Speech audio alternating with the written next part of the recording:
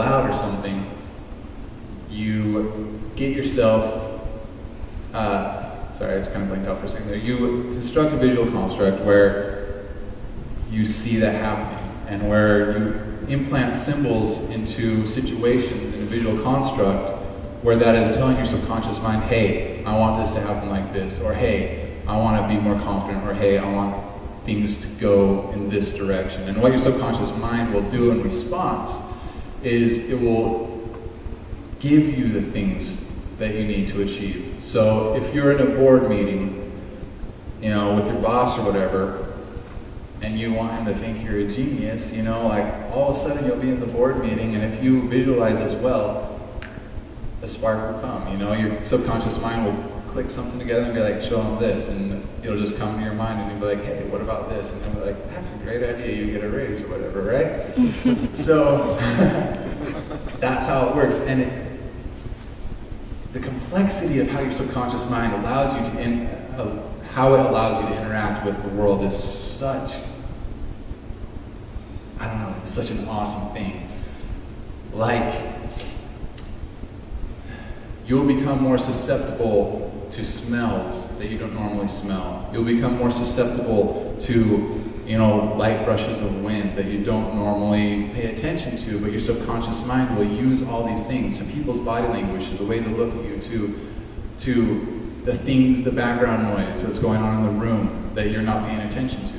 It will use all of these things that you aren't consciously focused on and construct like a way for you to achieve what you want to achieve. Even in your own body language, it'll give you how to act around certain people. It'll understand that you can't act this way in front of this person or this way in front of this other person, that you have to act certain ways if you want to get into certain people's minds and have a certain effect on them. So that is that. That is this talk. Any questions? There's got to be some questions after that talk. It seems to me that when you start meditating, that I don't know if you are able to go the full bore, the full hour. That's me, how I would perceive it. It's kind of like running. You probably get really tired after 5 minutes or something. Yeah, you can start off slow, and one of the things, like I told them last time, one of the things is to begin a focused meditation where you count your breaths, count to 10 and then start over and count to 10.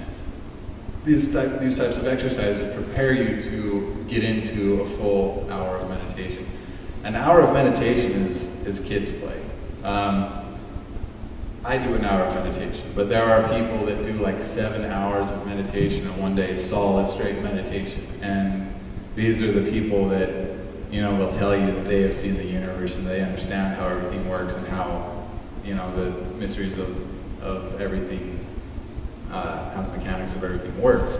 And it's because they, I mean, it's not, you can't do that in this kind of, well, you could, but it would be a bit difficult to do that in our society. But it's so powerful, you know, that even just 1 hour of meditation a day would radically change your life within a year. Is there a certain way you meditate? In the morning, I do a half hour of sitting meditation, and I try to get about 15 minutes in of standing meditation. And at night, about an hour before I go to bed, I do a full hour of laying meditation. Have you considered compiling like a list of some of the better resources that you've come across, like books and guides and people and things like that? I'll give you guys a couple resources if you have anything to write down right now. There's one book called The 3 Pillars of Zen, which actually my mom sent to me while I was in jail. The 3 Pillars of Zen. I forget who the author is, but absolutely fascinating book. It actually has, one of the later chapters has enlightenment stories of when people actually reach enlightenment through Buddhist meditation. they actually give their stories, and wow, like, they always, like, the first thing they say at the beginning of each of their stories is, what I'm about to tell you is so restricted by language that there's no way I could possibly convey to you the experience that I had. So, but it's a really cool book. I really enjoyed it. Another book is by a guy named Bruce Francis, and he actually does a whole line. He teaches Qigong, but the book that I read was called Opening the Energy Gates of Your Body, and that was a really good book. And this guy actually broke his back and healed himself through meditation and was able to walk again. Any other questions? No? All right, well, thank you everybody for coming out.